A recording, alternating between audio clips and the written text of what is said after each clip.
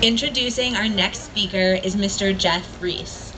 Jeff has been a teacher at the Ray Kushner Yeshiva High School and the Joseph Kushner Hebrew Academy since 2000. He was my teacher throughout middle school and high school, and he has truly been an inspiration to me.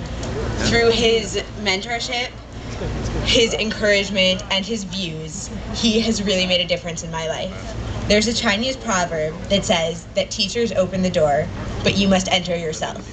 He opened the door for me to walk up on stage today.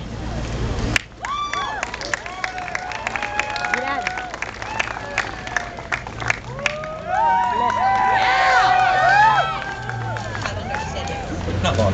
That should be good. Malka, thank you for the opportunity to be here with the student leadership of the Joseph Kushner Hebrew Academy and your alma mater, the Ray Kushner Yeshiva High School. Our school has always inspired excellence, and you and this incredible crowd are living proof of that. Representing our school today is the Middle School Student Council in recognition of our next speaker, and the presidents of 3 Ray Kushner Yeshiva High School committees, of which you were such a vital part in your high school years. The Israel Action Committee and the Jewish Civics Club were both enhanced by your work, and our presidents of the Social Action Committee have the opportunity to serve because you were the founder of the club as a high school freshman. Congratulations to you and the university on a job well done, and I'm very proud to have been your teacher throughout 7 years that you attended Kushner.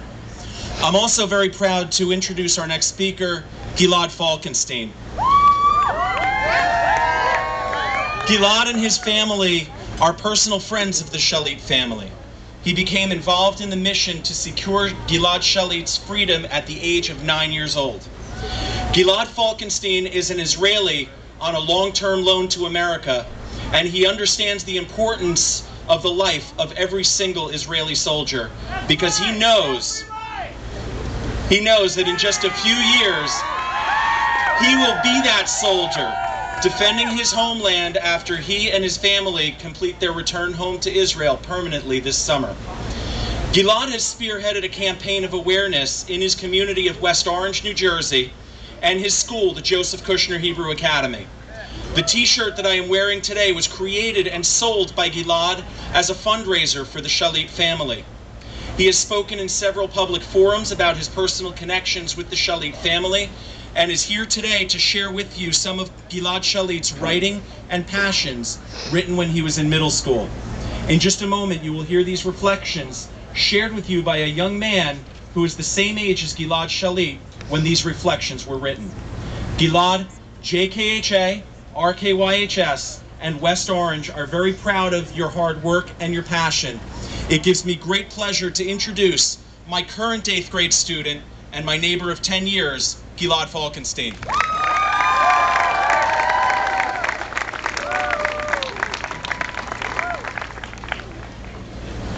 When the Shark and the Fish First Met, by Gilad Shalit.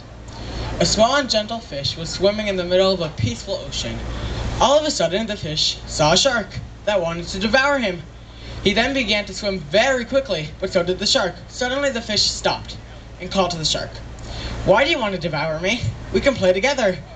The shark thought and said, "Okay, fine, let's play hide and seek." The shark and the fish played all day long until the sun went down. In the evening, the shark returned to his home. His mother asked, "How's your day, my dear shark? How many animals did you devour today?" The shark answered, "Today I didn't devour any animals, but I played with an animal called fish." "That fish is an animal we eat. Don't play with it," said the shark's mother. At the home of the fish, the same thing happened. "How are you, little fish? How is it today in the sea?" asked the fish's mother.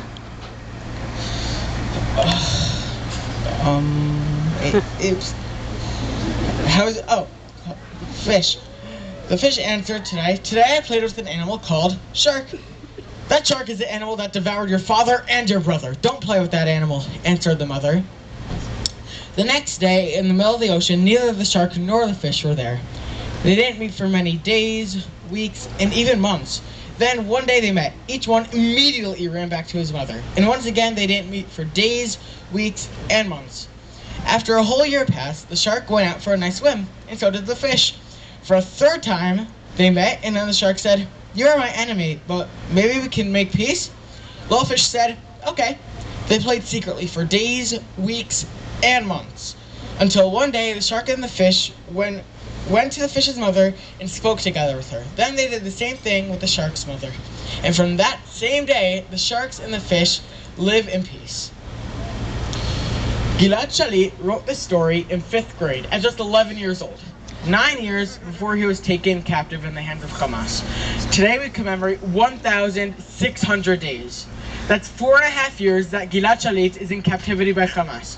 Where were you 4.5 years ago? I was in 4th grade.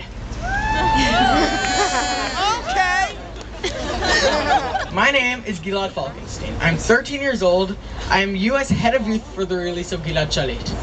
This year, I volunteered in the Shalit tent for the awareness of Gilad Shalit.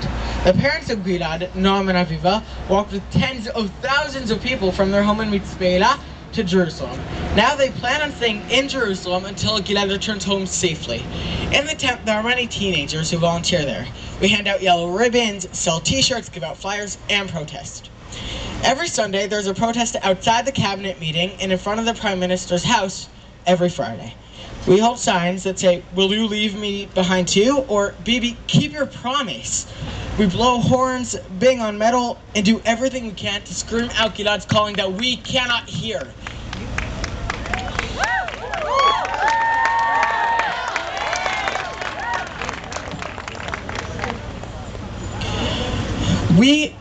It is amazing the impact that we kids can have. We can make a difference, and we should make a difference.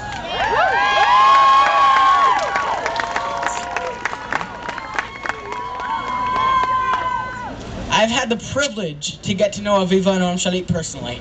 I told Noam I'm coming to the US and I don't want to stop helping out with and for Gilad Shalit.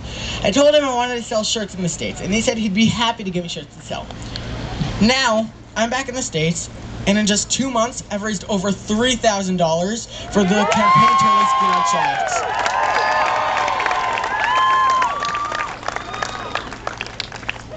I've been talking in school and in synagogues and everywhere else I can to try to raise the awareness about Gilad Shalit. Some people might think that Gilad is more of a celebrity and a brand name, but he's really just someone's child and brother and grandson.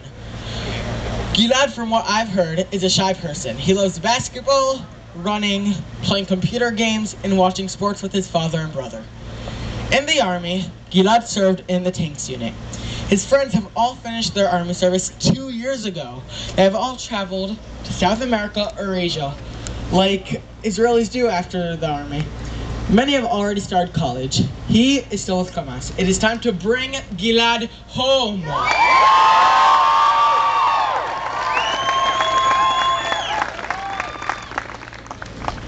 Ask me, why is this cause so important to me? It's important to me because in 5 years, I will have the privilege of being a soldier in the Israel Defense Forces.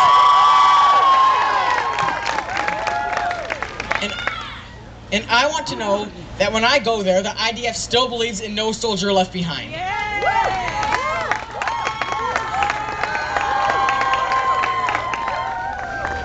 Friday nights at Kabbalat Shabbat, as I sat at the Shabbat table with Aviva and Noam Shalit, and with Yoel, Gilad Shalit's brother, and with family and friends, I stared at one empty chair, because at this Shabbat table, every week is an empty chair waiting for Gilad to come home. We sing Shabbat songs, say Kiddush on wine, and all I could see is this empty chair waiting for Gilad. Aviva sits near this empty chair all the time. No one is allowed to sit there. It is waiting for Gilad. People talk about price. Is it worth the risk of freeing hundreds of known murderers for one soldier? I'm just 13. I know there are things that I don't know. I don't know what the right solution is to free Gilad Shalit. But I know something must get done. 4.5 years is too long.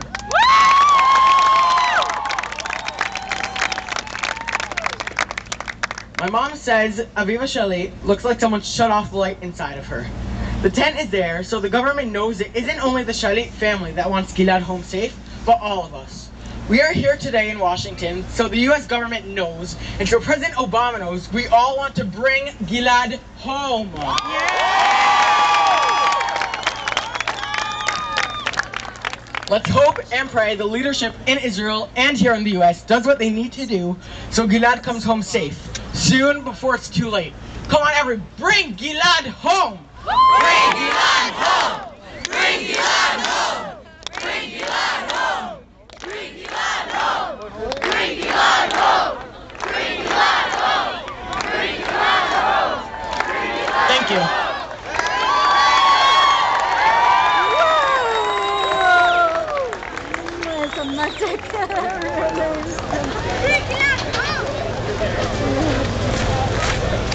Thank you very much. ככה נראה גבר. I would now like to read a letter